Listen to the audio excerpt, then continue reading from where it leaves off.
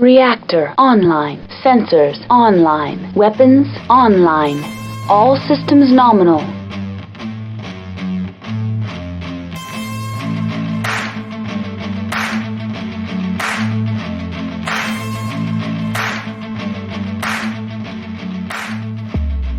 Hello everyone, today we begin to celebrate the wonderful and amazing season that is Mektober.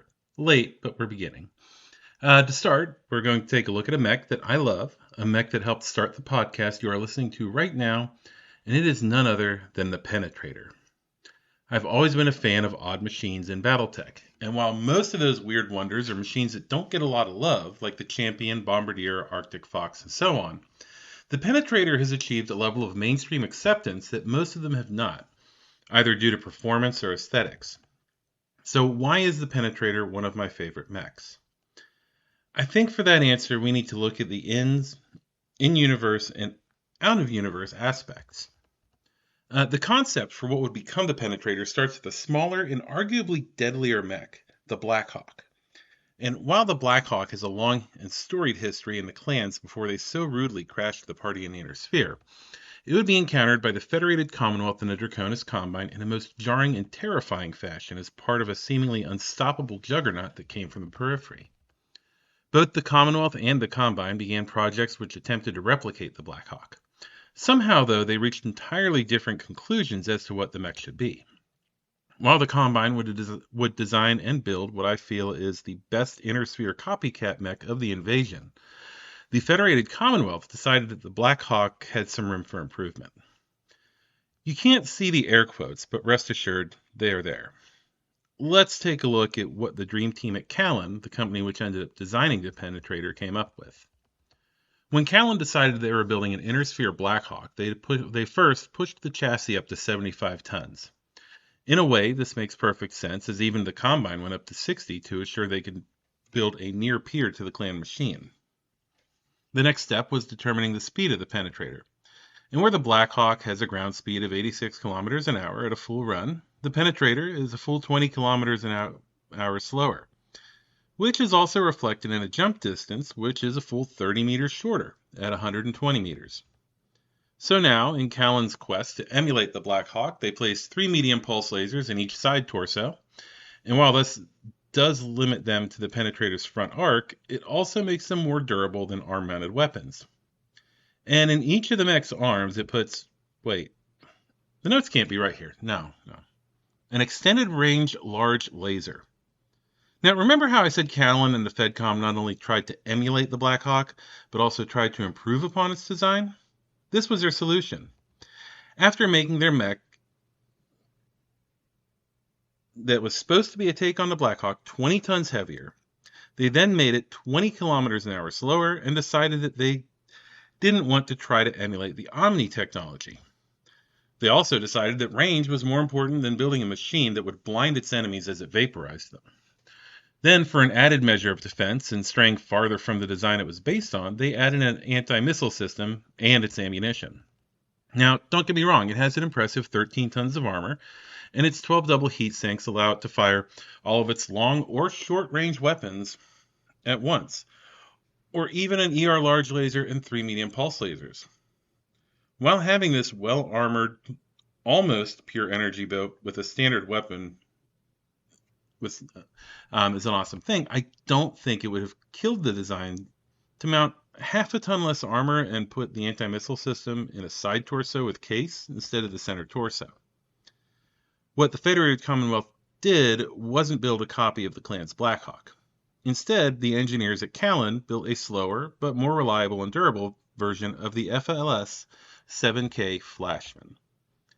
I know this borders on being a conspiracy theory, but let me take you through all the red strings on the corkboard. Defiance Industries have been producing the Flashman in limited numbers since the First Succession War. It is 75 tons, features 2 arm-mounted large lasers, 4 forward-facing medium lasers, and a rear-facing medium laser, and a flamethrower. It moves the same speed, and was the design the Federated Sun side of the Commonwealth would have gained access to after the merger of the two states. My guess is that Callan got a hold of the design after the FedCom merger, applied the newly acquired Helm memory core technologies to it. And when the FedCom put out its bids for, request for bids for a mech based on the Blackhawk, Callan saw their opportunity to sell an advanced copycat design without getting in legal trouble with Defiance Industries for copying their downgraded Starlink mech. Having covered that little theory, though, we should look at the Penetrator through the lens of it being both something unique, at least in its look, and successful, as even though it is either a poorly conceived Blackhawk copy or a highly advanced upgrade of the Flashman. So even with what many would consider a ticking time bomb in the center torso, the Penetrator does exhibit what could be described as zombie-like qualities. With the ammunition being stored in the center torso, and by utilizing the ability to dump ammunition at just the right time, the Penetrator can survive damage which would cripple most modern machines. Thinking of modern mechs in the Ill-Clan era, actually, the Penetrator has been constantly upgraded since it began walking off the assembly line. The first of these variants is both an attempt to lighten the heat load of the base version of the Penetrator, as well as push it into a completely different role. This is the PTR-6F. In order to achieve the goals of this refit, the large lasers are replaced with a 10-rack long-range missile launcher in each arm that is linked to an advanced Artemis IV fire control system. One of the medium pulse lasers have been removed from each of the torsos, and the mech once again operates without cellular ammunition storage system for its plentiful ammunition, which only serves to exacerbate the danger of an ammunition explosion that the standard Penetrator suffers from. The next of these is another attempt to reduce the heat problems of the Penetrator in the 6M variant. In this variant, a ton of armor, as well as 2 medium pulse lasers, have been removed in favor of 4 double heat sinks. This is a common variant that does make the Penetrator's heat load far easier to manage, but it comes at the cost of firepower and protection. The Steiner side of the FedCom preferred a bit more electronic warfare protection for their flavor of Penetrator, making them both better at operating behind enemy lines as ambushers, and also when operating against the new C3 technology that is utilized by the Draconis Combine. The 6S trades 1.5 tons of armor in order to carry the Guardian ECM suite, sacrificing physical protection for an ECM suite that's mounted in its right torso. While the ECM suite does give it some wonderful capabilities, the trade-off for raw armor protection is a poor trade in my opinion. Now, during the FedCom Civil War, the Penetrator received another upgrade. This time the Penetrator received another electronics upgrade actually, but it is a totally different direction than the 6S. The 6T removes all of the medium pulse lasers and replaces them with ER medium lasers, which had just recently begun production in the inner sphere. These new lasers, as well as the ER large lasers, are linked to an inner sphere targeting computer system. This system isn't as accurate as pulse laser technology, but when combined with the farther reach of the extended range weapons, it pretty much evens out. Even with the addition of 2 double heat sinks, the 6T still suffers from the inherent heat problems of the original model. Now, the next to final stock variant of the Penetrator is the 7D. This is an interesting refit of the Penetrator. The 7D is built on an endosteel chassis and mounts an actuator enhancement system to increase the accuracy of the weapons in the arms. And in this case, Callan looked to the Penetrator's 75-ton competitor, the Marauder, and mounted a snub-nosed PPC in each of the arms. The engineers at Callan didn't stop there, though. When they built this variant, they decided to drop the anti-missile system, and instead, to increase its defensive capabilities, clad the mech in reflective armor, making it more well-protected against energy weapons. And the last of the stock variants of the Penetrator is the 8D. The PTR-8D is Callan's most recent attempt to keep the Penetrator relevant in the age of reflective armor and advanced mechs available through Clan Seafox and on the open market. For this, Callan built on the development of the 7D and uses an endosteel frame and is cooled by 13 double heat sinks, which have been augmented with a coolant pod in the left torso.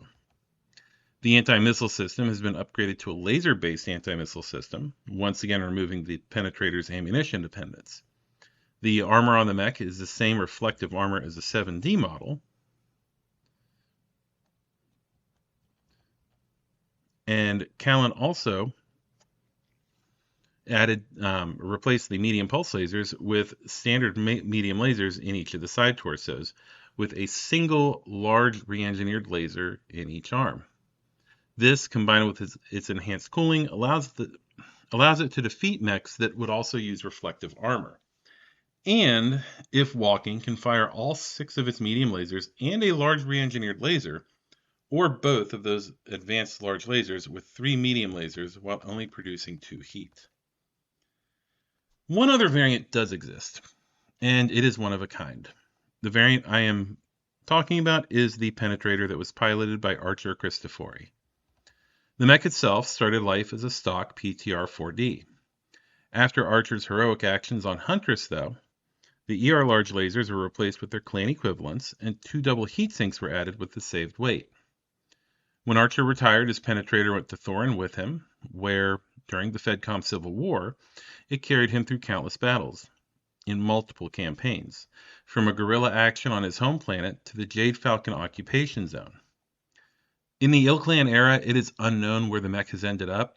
It could be a museum piece, or an oddity in the Thorin militia to this day, that drives a procurement officer mad with its clan weapons.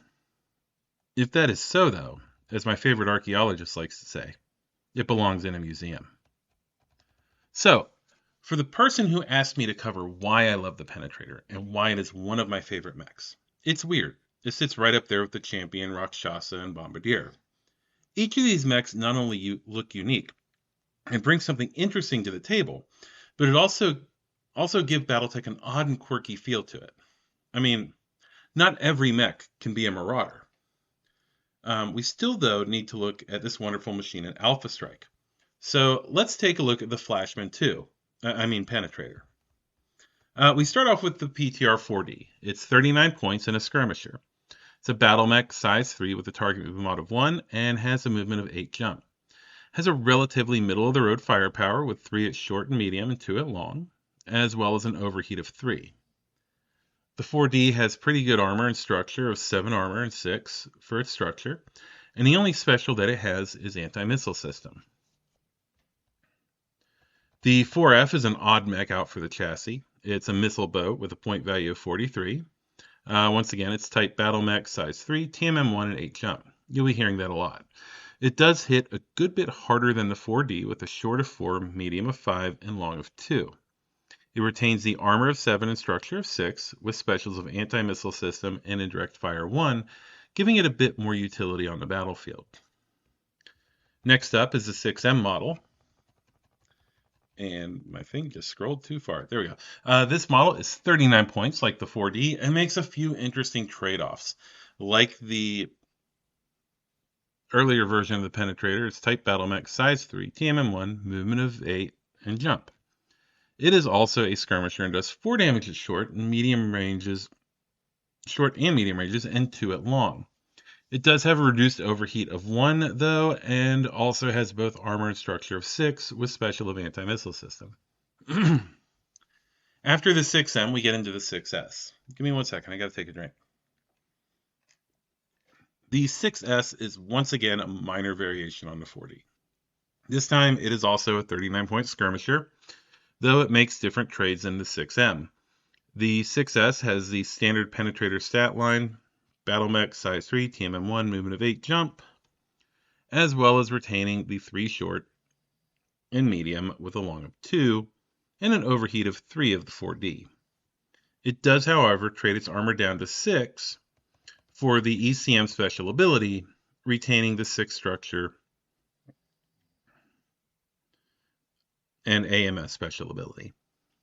The 6T is, well, in Alpha Strike, stats at least, it is a carbon copy of the 4D, with all the tech swaps essentially evening out and giving the exact same stat line as the 4D, so we're really not going to go into it. Like I said earlier, the targeting computer versus pulse lasers, it all sort of evens out. The 7D variant of the Penetrator is the first that I would look at as a competition model in Alpha Strike. It has a standard Penetrator stats of Battle Mech size 3, TMM 1, movement of 8, jump. It is a skirmisher and comes in at 37 points, a little bit less than most of the other ones.